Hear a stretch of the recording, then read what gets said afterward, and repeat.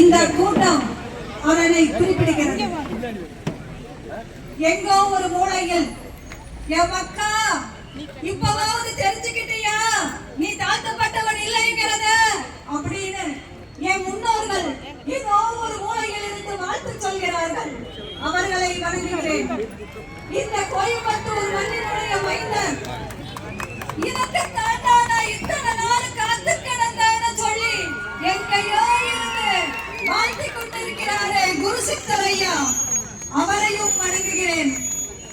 இந்த எனது வரலாற்றை, எனது முன்னோரின் வரலாற்றை, எனது வீரம் தெரிந்த முன்னோர்களினுடைய வாழ்க்கையை நமக்கு சுட்டிக்காட்டிய வரலாற்று ஆசிரியர்களையும் தொல்பொருள் ஆய்வாளர்களையும் வாழ்க்கையே இழந்திட்ட எத்தனையோ தியாகிகளையும் இந்த நிகழ்வில் நிகழ்த்தி கொண்டிருக்கக்கூடிய, நேரடியாகவும் மறைமுகமாகவும் ஒத்துழைப்பு நல்கி கொண்டிருக்கக்கூடிய அத்துணை நல்ல உள்ளங்களையும் வணங்கி,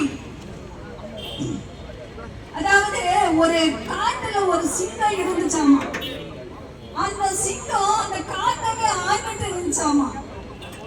அந்த காட்டை நாம ஆளணும் நினைச்ச ஒரு தந்திரமிக்க நரிக்கூட்டம் என்ன பண்ணுச்சாமா, நேரடியா மோதல தந்திரம் பண்ணுச்சு. பக்கத்து காட்டுல இருந்த இன்னும் சில கூட்டங்களை எல்லாம் கூட்டிட்டு வந்துச்சு. காட்டுக்குள்ள வந்துச்சு. சிங்கத்துக்கிட்ட இருந்து தானமா கொடையா தந்திரமா இடங்களை எல்லாம் பறிச்சுது. அதோட நிறுத்துச்சா அந்த நரி கூட்டம். நிலங்களை எல்லாம் நாம இழந்தோம். மழைக்கு தாட்டி விட்டுச்சு. உனக்கு தேவை உணவு தானே, சுகபோக வாழ்க்கை தானே, அதை நாம தரோம், நீங்க ராஜா மாதிரி இருங்கன்னு சொல்லி டெய்லியும் உணவு கொண்டு வந்து கொடுத்துச்சு. நம்ம சின்ன கூட்டம் என்ன பண்ணுச்சு, வேட்டையாடுறத மறந்து போச்சு. வேட்டையாடுற மறந்து போன சிங்க கூட்டம் உணவுக்காக ஏங்கி நின்றுச்சு. இன்னைக்கு நாம சலுகைக்காக கேட்டுட்டு இருக்கிறோமே அது போல. ஆனா அந்த நரித்தந்திரம் பண்ணது இன்னும் அதை விட ஒரு டாப்பு. என்னன்னு பார்த்தோம்னா, கூடவே சில புலிகளையும் சிறுத்தைகளையும் தனித்தனியா வச்சிருந்துச்சு. இப்ப என்ன பண்ணுச்சுன்னா, சிங்கத்தோட புலிகளையும் சிறுத்தைகளையும் எல்லாத்தையும் ஒட்டுக்கா வச்சு, உனக்கான உணவு இதுதான், நீங்க 3 பேரும் இதை பகிர்ந்துக்கங்க அப்படின்னு சொல்லி நமக்குள்ள சண்டையிட வச்சுட்டு அது அந்த தந்திரம் அரங்கேறி கொண்டிருக்கிறது.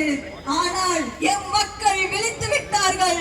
இனி உனது தந்திரம் பழிக்காது என்று சொல்லக்கூடிய மாபெரும் துவக்கம் தான் இந்த ஆர்ப்பாட்டம். அன்புமிக்க மக்களே, எத்தனையோ நமது மக்கள், வேளாக்குடி மக்கள், ஏற்படுத்தவர்கள், வேர் பிடித்து மருத்துவம் பார்த்தவர்கள், தேர் பிடித்து போர் நடத்தியவர்கள், அந்த கூட்டம் எப்படி தாழ்த்தப்பட்ட சமூகமாக இருக்க முடியும்? நம்மை தாழ்த்தப்பட்டவன் என்றால் நம்மை தாழ்த்தியது யார்? இந்த கேள்வியை நாம் முன்வைக்க வேண்டாமா? இப்பொழுதும் சொல்கின்றேன், இனி ஒருபோதும் இந்த நிலை நீடிக்க கூடாது. எத்தனையோ அலுவலர்கள் வாழ்த்து கொண்டிருக்கின்றோம். இந்த நிலை மாற வேண்டும் என்றால் யானையை அங்குசம் கொண்டு மிரட்டுவது போல, அடக்குவது போல, நீ தாழ்த்தப்பட்டவன் தாழ்த்தப்பட்டவன் என்று எம் முன்னோர்களையும் எமது பெற்றோர்களையும் மூளைச்சலவை செய்து உளவியல் ரீதியாக விலக்கிட்டு அடிமைப்படுத்தி வைத்திருந்தாய். இன்று அடிமை சிந்தனை எங்களுக்குள் கலைக்கப்பட்டு விட்டது.